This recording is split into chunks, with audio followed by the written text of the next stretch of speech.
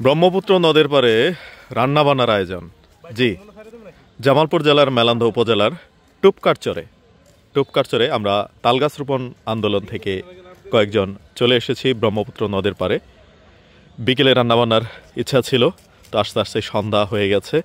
এখন সন্ধ্যার পরেই অন্ধকারেই আমরা রান্নাবান্না কার্যক্রম চালিয়ে যাচ্ছি। রান্নাবান্না মানে একদম খিচুড়ি, ডাইরেক্ট খিচুড়ি যাকে বলে, সবজি খিচুড়ি। গরু গোস্ত আনছো নাকি? কও কি? এই যে তিরফল বিছানো হয়েছে, আর এই যে ব্রহ্মপুত্র নদ। অন্ধকারে খুব একটা ভালো দেখা যাচ্ছে না।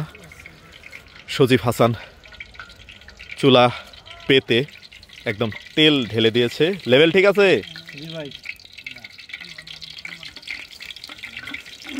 গ্যাসের চুলায় রান্না, লাকড়ি ঠেলা ঠেলি নাই।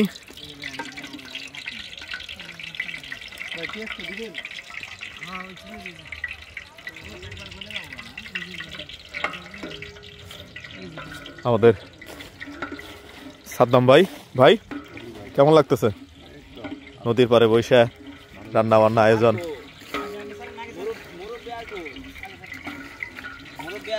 মুরব্বীরা আসতেছেন, রতন ভাই ওই পারে আছেন, রাসেল ভাই আছেন, তারপরে মোহাম্মদ আলী ভাই আছেন।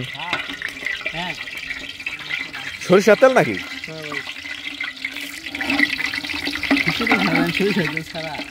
আচ্ছা আচ্ছা, আমাদের বিখ্যাত রাঁধুনি মাওলানা ইসমাইল, এলাকার ছোট ভাই, এই জন্যই তুমি করে ডাকি। আর নাড়াচাড়াতে আছে সাদ বিন কাশেম। তেলটা মনে হয় হিট কম হয়েছে না?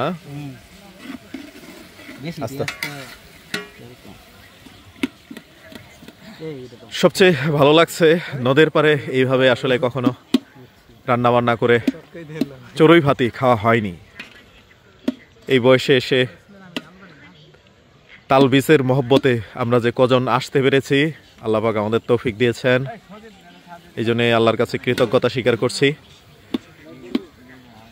আসলে আমরা একত্র হয়েছি আল্লাহ পাকের মহব্বতে, ভালো উদ্দেশ্যে, অন্য কোনো উদ্দেশ্য নেই।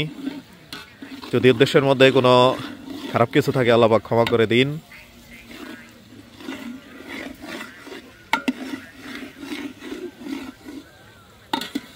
একটু আগে নৌকা দিয়ে আমরা দল বেঁধে পার হলাম। অন্ধকারেই আমরা হাতে হাতে রান্নাবান্না করছি, অন্ধকারেই মোবাইলের ফ্ল্যাশ জ্বালিয়ে খাওয়া দাওয়া করবো ইনশাআল্লাহ। একটু আগে মাগরিব পড়ে এলাম। টুপকারচরে এখানে ছোট্ট মসজিদ রয়েছে। হ্যাঁ, বাদামি কালার নাহি আসবে এটা।